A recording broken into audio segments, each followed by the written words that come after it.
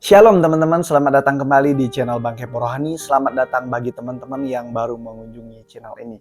Terima kasih bagi kalian yang selalu mensupport channel ini dari awal sampai hari ini. Kali ini kita akan membahas tentang artis teman-teman, yaitu Syahrini. Kenapa harus dibahas ya?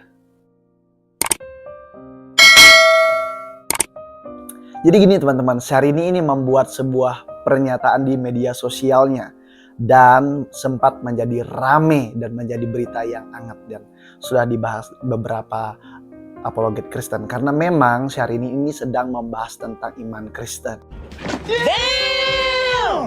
Beritanya gini teman-teman, Syahrini bahas soal tak ada Tuhan Yesus, auto dituding netizen sebarkan ujaran kebencian. Jadi ketika dia nge-tweet tentang Tuhan Yesus, maka ada hal yang dianggap netizen di sana kurang etis atau kurang baiklah sebagai seorang public figure. Langsung saja kita membahas apa sih yang menjadi pernyataan Syahrini ini sehingga membuat orang banyak menudingnya mengenai dia sedang menyebarkan ujaran kebencian. Oke, kita akan lihat.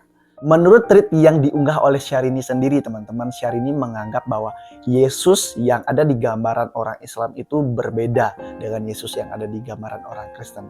Jadi tweetnya gini teman-teman. Bagaimanapun di dalam kitab suci, Yesus itu lahir, Yesus itu makan, Yesus itu tidur, Yesus itu berdoa, bahkan dikatakan bahwa Yesus itu memiliki keterbatasan pengetahuan. Lanjut, sementara Islam mengajarkan bahwa Tuhan selalu sempurna. Umat Kristen harus menanyakan kembali gagasan tentang Tuhannya. Jadi, Syahrini ini mengajak orang Kristen untuk bertanya kembali tentang Tuhannya mereka, Tuhannya saya maksudnya juga ya. Oke. Jadi sebenarnya ya beberapa respon yang diberikan oleh netizen terhadap Syahrini. Nanti kita akan bahas tentang respon tersebut ya. Apakah Syahrini ini sedang masuk di kamar orang lain dan sedang mengacak-ngacak kamar orang lain, atau Syahrini ini tidak sama sekali masuk di kamar orang lain?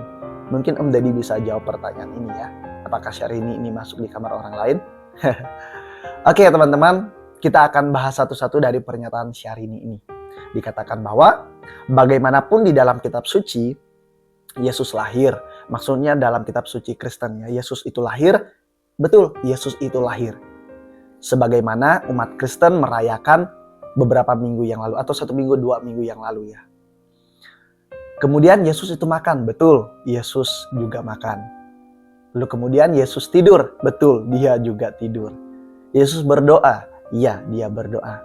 Dan yang terakhir dikatakan Mbak Syahrini adalah Yesus memiliki keterbatasan pengetahuan. Oke, Mbak Syahrini, di mana Yesus memiliki keterbatasan pengetahuan? Di mana, begitu ya? Kalau kita berbicara tentang Tuhan, yang mana yang kami yakini bahwa Yesus Kristus adalah Tuhan dan Juru Selamat, Dia adalah Maha Tahu dan Dia adalah Maha Segala Tahu sesuatu. Jadi berarti Dia tidak kurang pengetahuan. Lalu Mbak Syahrini melanjutkan dengan mengatakan bahwa sementara Islam mengajarkan bahwa Tuhan selalu sempurna. Oke, sekali lagi dengan berat hati saya mau mengatakan bahwa Tuhannya saya dengan Tuhannya Mbak Syahrini berbeda.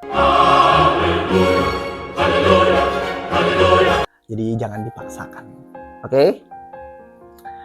Terus selanjutnya dikatakan bahwa umat Kristen harus menanyakan kembali gagasan tentang Tuhannya. Halo Mbak Syahrini, kenapa kita harus mempertanyakan gagasan ketuhanan kita lagi? Kita udah fix, kita udah clear bahwa Yesus Kristus adalah Tuhan dan Juru Selamat, penggenapan dalam perjanjian lama. Di mana manusia hanya bisa ditebus oleh darah Yesus Kristus. Karena hanya lewat darah Yesus Kristus inilah manusia yang berdosa bisa diselamatkan. Nah, kalau saya mau jelaskan ini panjang lagi ya. Nanti ada sesi yang lain saja. Dikatakan Mbak Syahrini kembali bahwa umat Muslim mempercayai bila Tuhan menjadi manusia berarti sama seperti Tuhan tidak sempurna. Sedangkan Islam selalu mengajarkan Tuhan selalu sempurna. Tuhan kami itu maha sempurna, bukan sempurna, maha sempurna. Lalu apa yang salah ketika Tuhan menjadi manusia? Dia menggenapi janjinya di dalam perjanjian lama. Apa yang salah? Justru ketika dia menjadi manusia tidak membatasi dia. Ya, mungkin nggak? Tiada yang mustahil bagi Tuhan. Ya, oke. Kita lanjutkan lagi pernyataan dari Mbak Syahrini ini.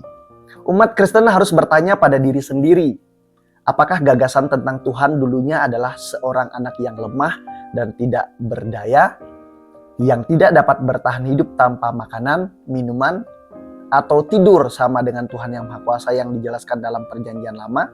Tentu saja tidak, katanya. Jelas, Tuhan yang kami sembah itu bukan Tuhan yang lemah, bukan Tuhan yang bisa memiliki keterbatasan seperti yang Mbak Syahrini katakan. Ya, justru dalam kemahakuasaannya, dia mengambil rupa manusia untuk memperlihatkan kepada manusia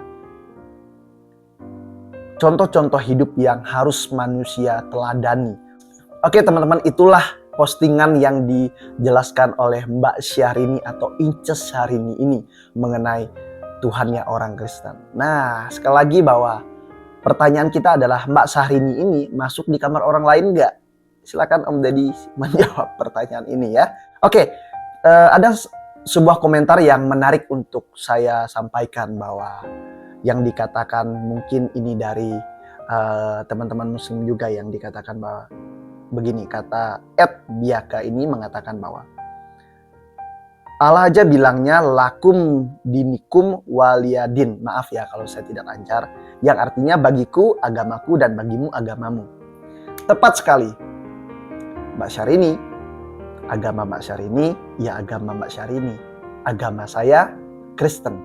Ya, agama saya yang percaya bahwa Yesus Kristus adalah Tuhan. Kalau persoalan Anda tidak percaya bahwa Yesus Kristus adalah Tuhan dan Juru Selamat, itu perkara berbeda. Berarti saya dan Anda sudah berbeda konsep ketuhanannya. Jadi apa yang mau disamakan? Contoh saja, orang berbicara mengenai Isa dan Yesus ya. Ya, apa yang dikatakan oleh kitabmu misalnya, yaitu kami, mohon maaf, kami tidak mengimaninya begitu ya. Ya, beda versinya. Sama halnya lah dengan Ishak dan Ismail begitu. Kita memiliki banyak perbedaan, ya. Oke, jadi bukan berarti lewat perbedaan itu kita saling serang menyerang, tidak. Justru lewat perbedaan itu kita harus saling mengasihi satu sama lain. Seperti apa yang diajarkan oleh Tuhan Yesus kepada iman Kristen, bahwa kita harus saling mengasihi satu sama lain.